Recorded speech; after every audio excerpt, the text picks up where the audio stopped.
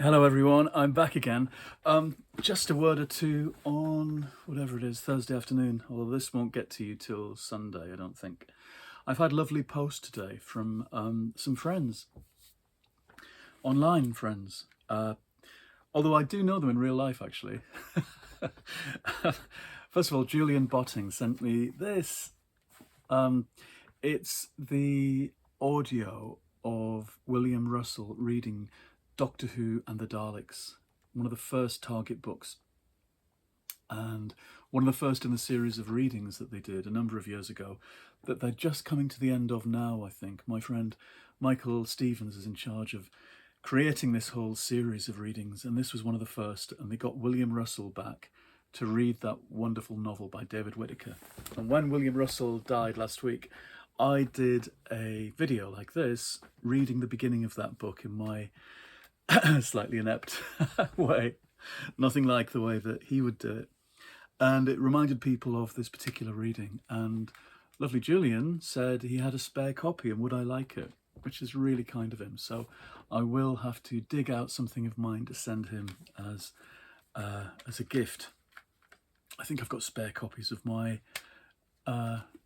CDs from over the years lying about the place, and I need to see what I've got so I can actually gift some of these things to people, and they're better off being listened to, as books are better off being read than just accumulating dust in the house. My other gift was James Griffiths, who I was at university with years and years and years ago, 30 odd years ago. I think he's slightly younger than I am, just by a bit. And he's become a writer of rock biographies, and he's done all sorts of things, but I came across him again on YouTube, and he's got a lovely channel in which he talks about records, which is quite addictive if you're a collector of a certain era of records. I was watching videos about Thin Lizzy and ELO last week. He has written these two biographies, one of Queen more recently, and then Squeeze. I had no idea there was a book about Squeeze. This was 2 or 3 years ago, I think.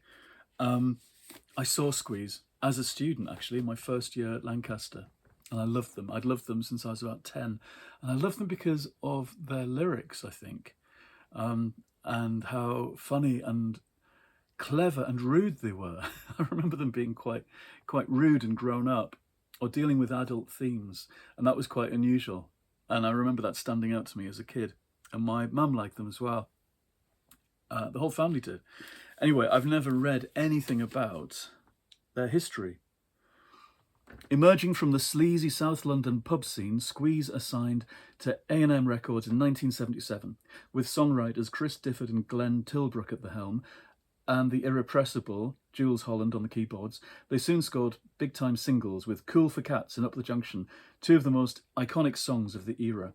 In 1981, their Elvis Costello-produced LP, East Side Story, featuring the immortal track Tempted, earned plaudits on both sides of the Atlantic. By 1982, the band was headlining Madison Square Garden and being compared favourably to the Beatles. The pop music played is an unofficial, entertaining account of the 1978-82 incarnation of Squeeze, which gained success during a uniquely exciting period in British pop music. The book charts in splendid detail both the highs and the lows, the trials and triumphs of this quintessentially English band. It's funny, I've been banging on about 78 to 82 being my favourite period of pop music ever, and that nothing is the same after that. And I keep buying those, now that's what I call music collections, especially their yearbook volumes, which are huge and brilliant, and they remind me of things that I thought I'd forgotten about all the time. And Squeeze is exactly over that era from 78 to 82, the era when I was 8 to 13. And maybe there's something about that as well, that is the era you're most susceptible to pop music. It's a bit like the Doctor Who thing, isn't it? The best era for Doctor Who was between those years as well, perhaps. Slightly earlier, maybe. Anyway, a lovely thing to get in the post with a nice card. It looks like a kind of slightly fatter version of Bernard's socks. But how nice. Somebody I'd not heard from for years and years, so I look forward to that. At the moment, I'm 2/3 of the way through this, and I got the title wrong the other day. It's The Principle of Moments by Esme Jikiemi-Pearson, and it's the first in the Order of Legends series. The titles are slightly bland, but I think that's the nature of these kinds of books now. They're really adopting that X of Y story, that title formation at the moment. I bought some of the books, kind of recent fantasy things, and they're very, very X of Y, which to me sounds really bland because it's what Doctor Who story titles used to be in the old days. And so we got very used to the brain of this and the claws of that and the something of something else. Anyway, this is delightful. I'm about 150 pages from the end, and all I want to do this afternoon is sit down and read the rest of it. It's very helter-skelter. It's very big concepts flying all over the place. Heroes from the past being reincarnated as heroes in the present when they're needed.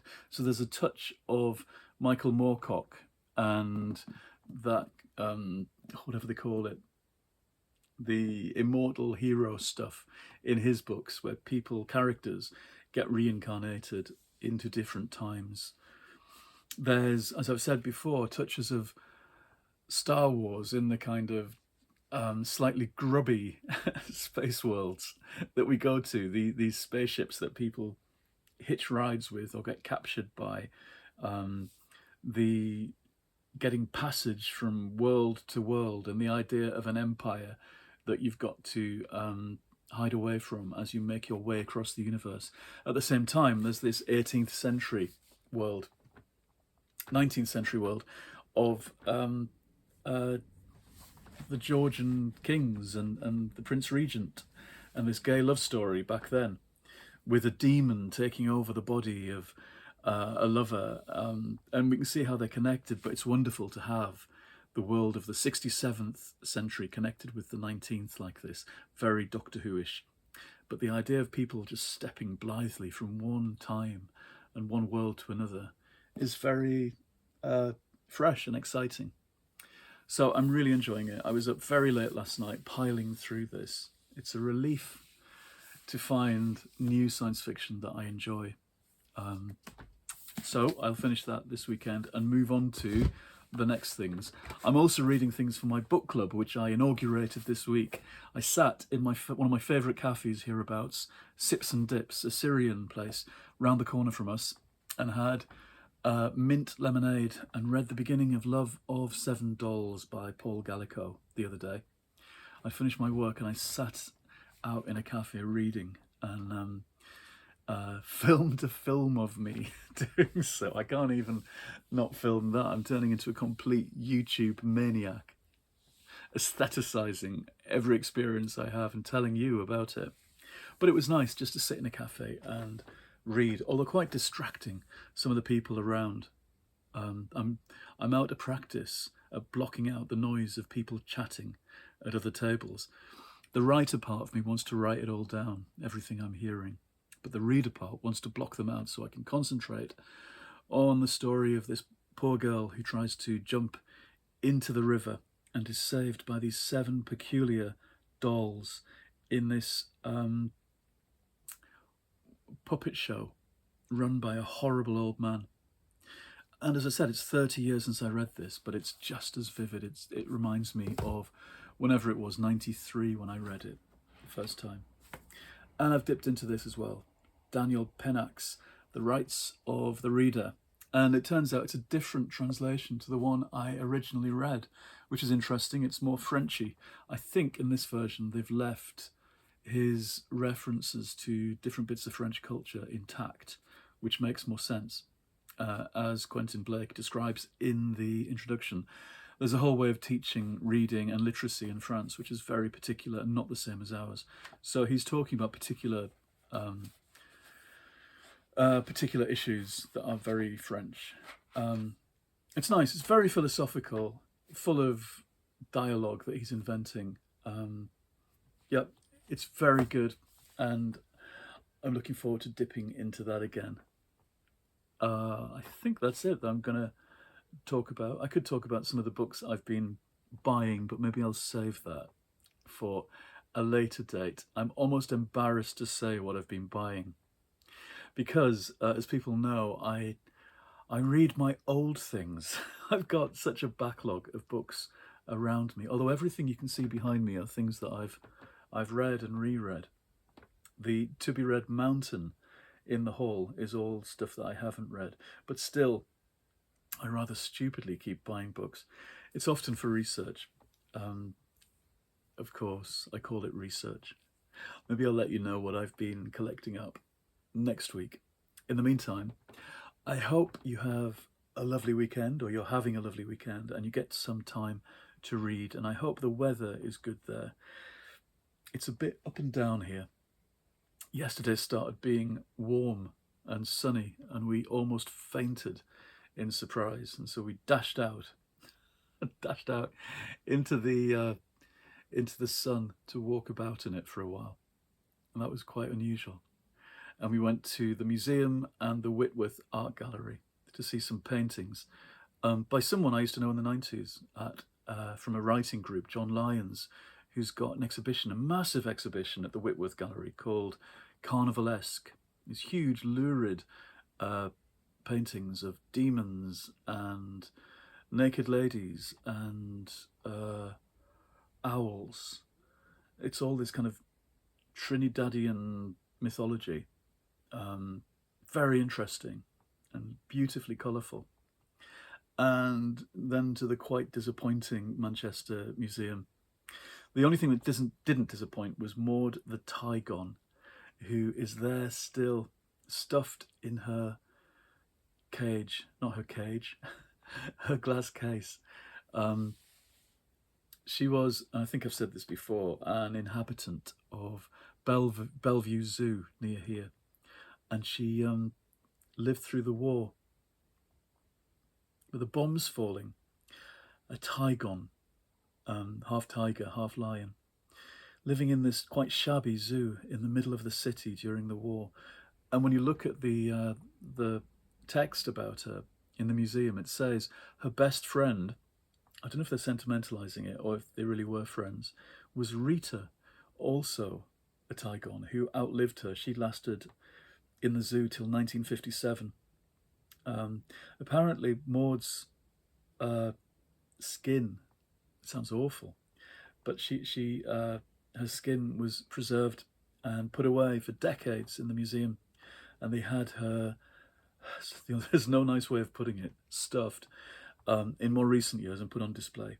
And she looks quite happy, although as Jeremy points out, they've changed her position. She used to sit with an appraising look and her paws crossed in this very kind of, as if she was drumming her fingers way. Now she just sits more like a normal kind of lion with a slightly disgruntled look. I wrote a story about Maud the Tygon coming to life and escaping from the museum on Christmas Eve. I wrote that in my collection of Christmas stories, Christmassy Tales, which is available on Amazon. A few years ago I did that. She pals up with a dodo who's come to life, and they go off to Paris on Christmas Eve to the Museum of Natural History in Paris, where there is a ball for all the extinct creatures from all the zoos all over the world. It's a story I'm very fond of. I keep meaning to do some pictures for it, actually. Anyway, that was our yesterday afternoon, and a bit of looking at a bookshop as well, but that was terribly disappointing as well. Blackwell's is a bit of a dull old bookshop, really. I don't know why, but I wasn't inspired to spend my book vouchers, which was a shame. They'll do for next time. Anyway, I'm going to go. Goodbye. I hope you're all well. Please like and leave your comments below and let me know what you're reading, and let me know what's going on and what you think about this channel. Okay, goodbye. I'll see you again soon in the next episode.